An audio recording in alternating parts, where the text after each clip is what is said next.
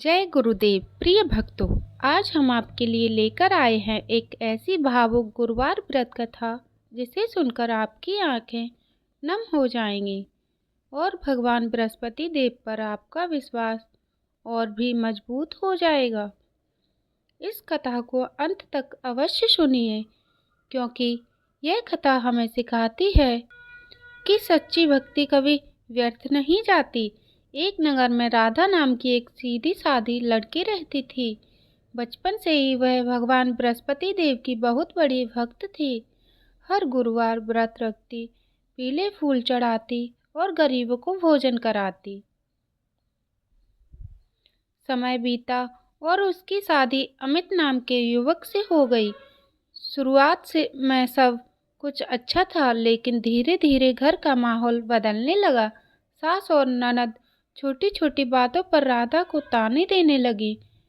जब से ये घर में आई है, नुकसान ही नुकसान हो रहा है। ये लड़की अशुभ है। राधा चुपचाप सब सहती रही। उसका पति अमित भी धीरे धीरे अपनी माँ की बातों में आने लगा।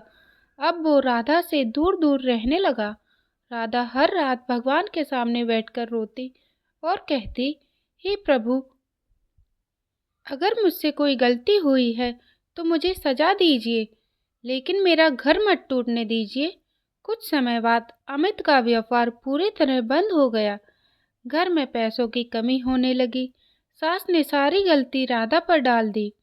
उसे घर के एक छोटे कमरे में भेज दिया गया। कई बार उसे ठीक से खाना भी नहीं दिया जाता था। लेकिन इतनी तकलीफों के बाद भी राधा ने भगवान पर विश्वास नहीं छोड़ा। वो हर गुरुवार व्रत रखती। एक गुरुवार की शाम दरवाजे पर एक बूढ़ा साधु आया। उसने कहा, बेटी, बहुत भूख लगी है, कुछ खाने को मिलेगा? घर वालों ने साधु को डांटकर भगा दिया, लेकिन राधा चुपके से अपने हिस्से की सूखी रोटी और पानी लेकर साधु के पास पहुंच गई। साधु ने मुस्कुराकर कहा, बेटी, तू बहुत दुख सह रही है, लेकिन याद रख, भगवान अपने सच्चे भक्त की परीक्षा लेते हैं। राधा की आंखों में आंसू आ गए। उसने कहा, बस मेरे परिवार को खुश रखिए प्रभु। साधु ने उसे एक पीला धागा दिया और कहा, हर गुरुवार इसे भगवान के सामने रखकर पूजा करना, तेरे घर की किस्मत बदल जाएगी। राधा ने उस धागे को बहुत श्रद्धा से संभाल कर रखा।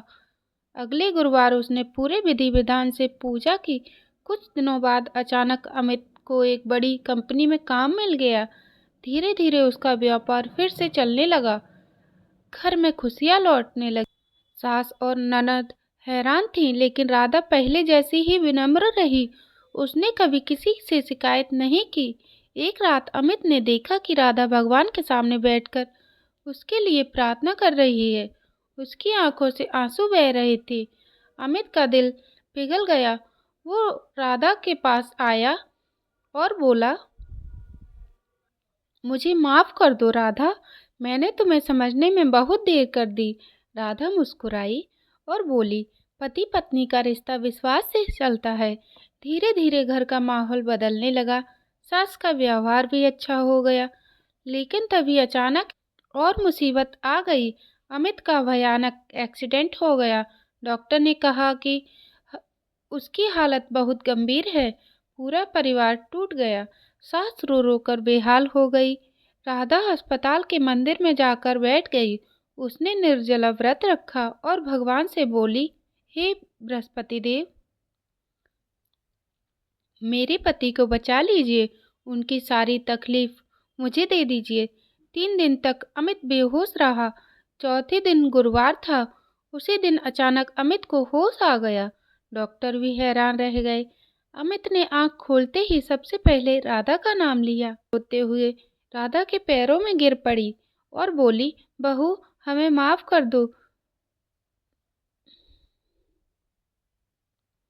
तुम इस घर की लक्ष्मी हो। राधा ने तुरंत उन्हें उठाया और गले लगा लिया।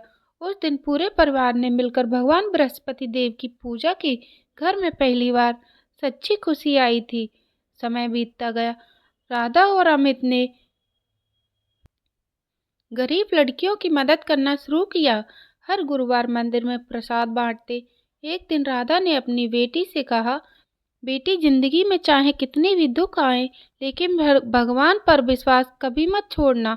भगवान बृहस्पति देव केवल धन ही नहीं देते, बल्कि टूटे हुए रिश्तों को भी जोड़ देते हैं।